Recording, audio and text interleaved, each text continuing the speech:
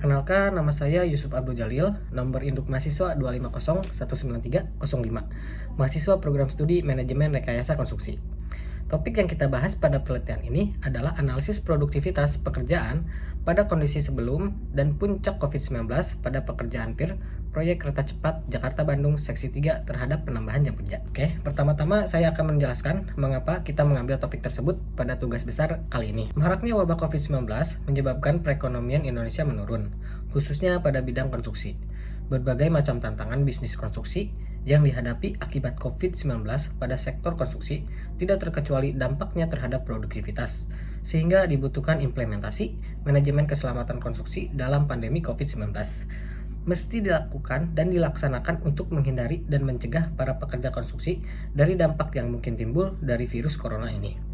Kesiapsiagaan dalam menanggulangi permasalahan produktivitas yang menurun akibat dari serangan wabah COVID-19 sangat dibutuhkan dan harus direncanakan jauh-jauh hari, sehingga dapat dipastikan bahwa penyelenggaraan jasa konstruksi tetap berjalan secara efektif dan efisien serta tidak mengganggu pelaksanaan pembangunan. Salah satu upaya produktivitas untuk meningkatkannya adalah dengan penambahan jam kerja. Terlebih ketika virus COVID-19 menyerang beberapa pekerja di proyek kereta cepat Jakarta-Bandung ini. Namun bukan tanpa risiko. Penambahan jam kerja akan mempengaruhi dan meningkatkan human error atau kesalahan kerja karena kelelahan yang meningkatkan jam tidur yang berkurang ditambah kondisi pandemi COVID-19 yang terus mewabah.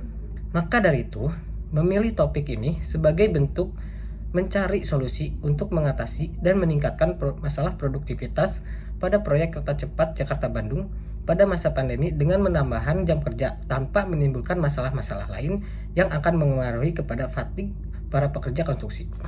Perkenalkan, nama saya Benedictus Susumurti, NIM 250210076, mahasiswa program studi Magister Teknik Sipil ITB. Diskusi yang kita bahas pada topik ini adalah perbandingan produktivitas pekerjaan PIR pada kondisi normal dengan puncak kasus COVID-19.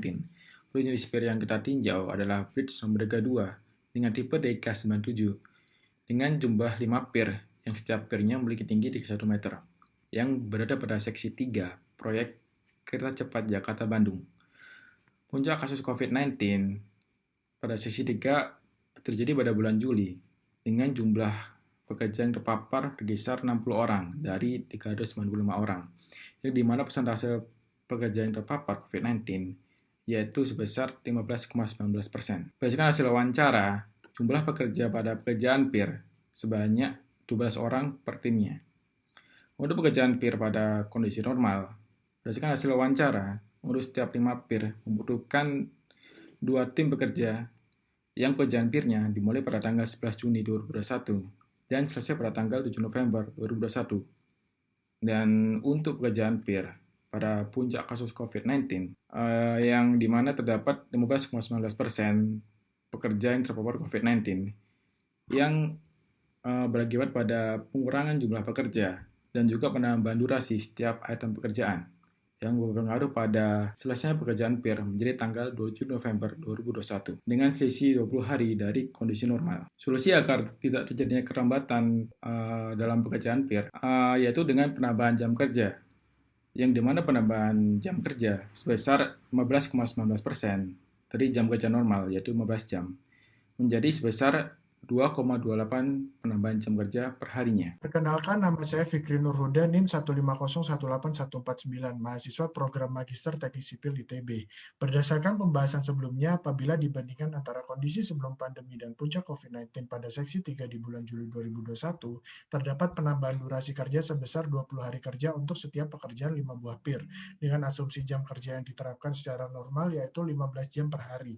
Namun jumlah PIR yang harus dikerjakan oleh kontraktor lebih dari 1000 PIR, sehingga penambahan durasi sebesar 20 hari tentu tidak efisien untuk diterapkan. Sehingga solusi yang kami tawarkan adalah menambahkan jam kerja sebesar 2,28 jam per hari, agar durasi pekerjaan dapat sama dengan target awal. Hal tersebut akan menyebabkan penurunan produktivitas pekerjaan akibat long-term physical fatigue sebesar 18% sampai 22%. Dalam paper ini dapat disimpulkan bahwa terdapat perbedaan antara kondisi sebelum pandemi dan puncak pandemi pada bulan Juli 2021 yang ditunjukkan dengan pengurangan pegawai sebesar 15,19%. Hal tersebut berpengaruh pada penambahan jam kerja sebesar 2,28 jam per harinya untuk mengejar target pekerjaan peer.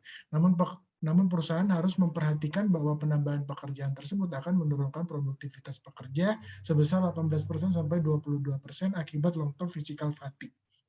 Demikian hasil penjelasan kelompok kami mengenai paper yang berjudul Analisis Produktivitas Pekerja pada Kondisi Sebelum dan Puncak Kasus COVID-19 pada Pekerjaan peer Proyek Kereta Cepat Jakarta-Bandung Seksi 3 terhadap penambahan jam kerja.